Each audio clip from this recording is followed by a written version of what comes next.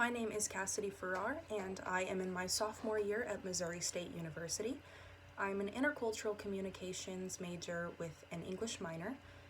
The paper I wrote for the conference was for English 580, Gender Issues in Language and Literature with Dr. Lynette Cadle, which focused on women-identified writers in science fiction and fantasy. The paper is called Beyond a Binary, Power and Connection in Ursula Le Guin's The Left Hand of Darkness.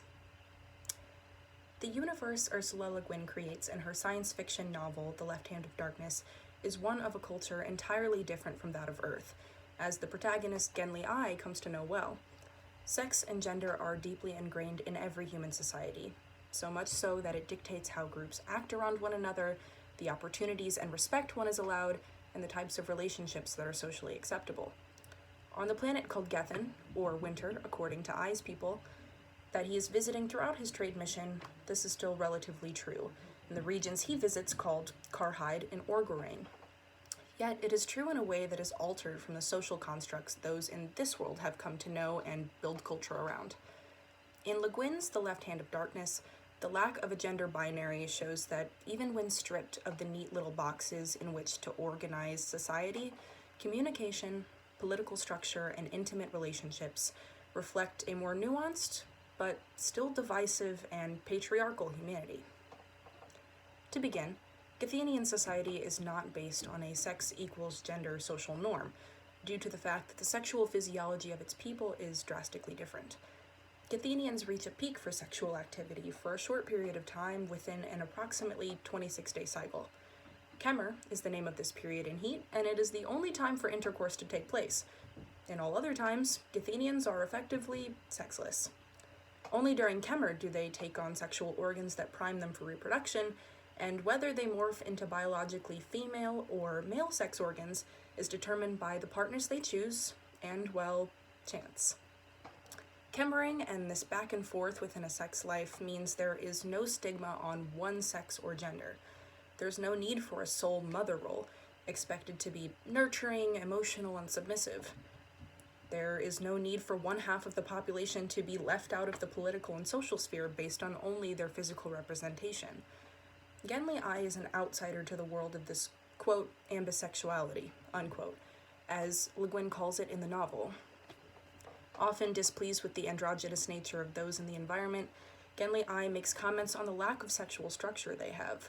The lack of power he feels in conversations also bothers him, feeling the need to label every character around him as he, primarily, thinking of characters of power such as King Argaven, Estraven, Shuskis, and others with the male pronoun first.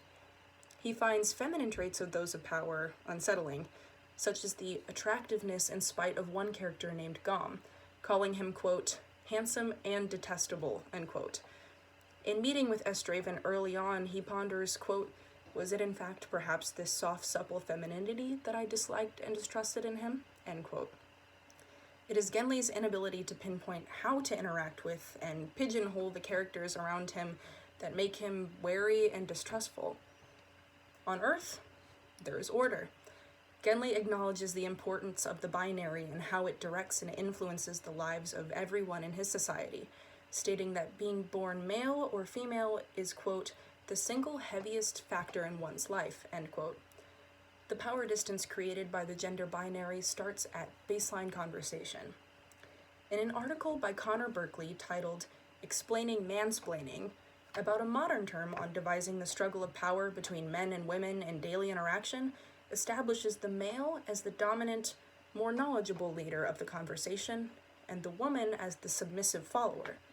The article states that the male conversational style seeks to, quote, control and problem solve, end quote, and women speak less in conversation because they have been, quote, socially conditioned to let others speak over them, end quote. This gender bias in communication is the result of a strict line between what the roles of the gender binary should and should not do. Without the presupposition that this is the case, conversation in Guin is a complex labyrinth and dances around the truth in hopes of not losing face. Every exchange when there are stakes to be had is a game of chess. Any phrase means a plethora of things. As a general rule, there's little speaking with clear confidence or candidness. This does not mean that there is no genuine feeling or kindness between Guthenians, but that there is an added layer of power struggle in the way that business is conducted. This, in turn, creates a variation of hierarchy, not egalitarianism. So, a major aspect of this power struggle in communication is the Guthenian concept of what is called Schiffgrather. Stemming from the Karhaitish word for shadow, the abstract concept is one of the social hierarchy in interaction. It is a method of maintaining one's respect and reputation when in contact with others, and dictates the strategic dance Guthenians do while discussing most matters. It can be waived to allow direct, to-the-point communication, meaning that this back and forth of power is the standard. Many rules and subtleties of Schiffgrather are not even fully comprehended by the protagonist, but when there is no socially dictated way that one should be speaking to another, like with gender on Earth, this is how status is maintained. Like a shadow, Schiffgrather follows a person, silently wherever they go. Respect is earned and maintained and can be lost just as easily. The victory simply is determined by a back and forth exchange, rather than assuming a predestined dominant. Next, in terms of political structure, the hierarchy is further complicated from an Earth Dweller's perspective. The great powers of Guthenian lands seem to rest on complex political systems of varying degrees, including positions as lords, mayors, representatives of parliament, the royal party, guards, and a council of foretellers with spiritual power, all underneath a king being the representative head, which in practice is still considered a masculine form of a ruler. Mona Fayed states in her article, Aliens, Androgenes, and Anthropology, that all positions are assumed to still participate in a, quote, phallic power structure, end quote, with the idea of the pregnant king being depicted as humorous. Power is still placed in a largely masculine context, even without the masculine gender role present in the society. Within these layers, there is still an abuse of power. Like to any corrupted ruler, the king relies not on good leadership tactics or charisma, but on fear. In a statement to Genli I, as he states, quote, I do fear you, envoy. I fear those who sent you. I fear liars, I fear tricksters, and worst, I fear bitter truth. And so I rule my country well, because only fear rules men. Nothing else works, end quote. In Karhaid, where power is uncertain and social structure is dictated by a series of game-like interactions, there is even more to be afraid of in the struggle to maintain power, even by the most powerful. Having subservient masses under one's thumb is still expected, and control, to the king, can only be maintained by one basic instinct, and it comes from all sides. This is why Guthenians operate not in declarations of war or instances of heavily armed public conflict, but by fighting in the shadows.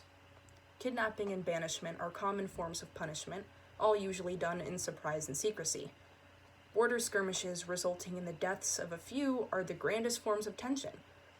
Genli I compares them to women in this way, claiming they, Guthenians, lack the, quote, capacity to mobilize, end quote.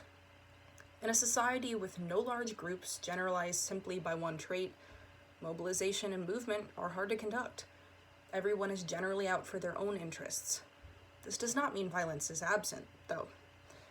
One early explorer in the novel, named An Tat Apong from Earth, comments on the Guthenians that they are not aggressive, yet, quote, readily kill one another by ones and twos, end quote. In the account of two explorers, there is something weak in the lack of war, yet there is still obvious tension and violence.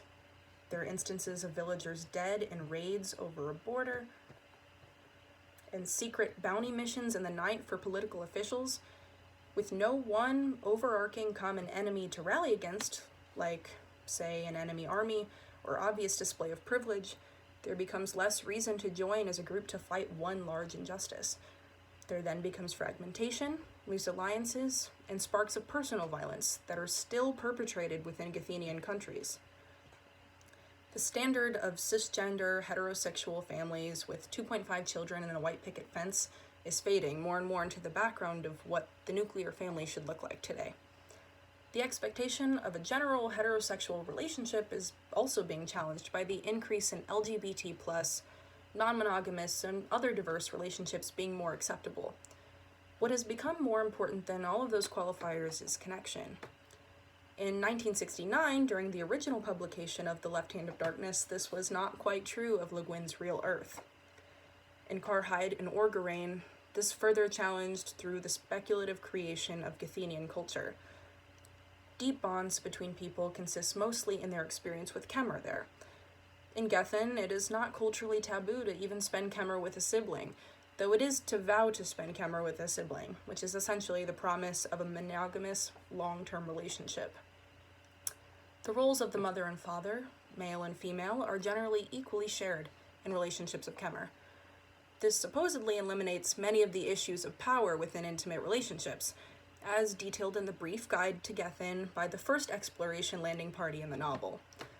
The journalist Ontat Apong states, quote, "No one is quite so thoroughly tied down here as women elsewhere are likely to be, psychologically or physically.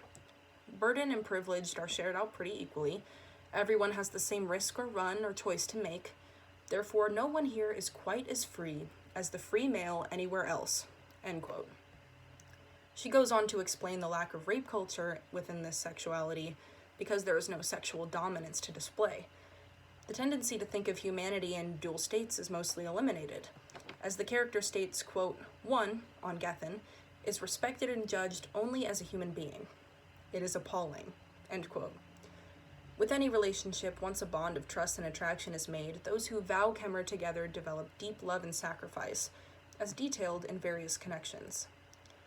The supposed greater egalitarianism between couples and the lack of a set of rule books and roles between them creates a connection between Genly I and Estraven toward the end of the novel.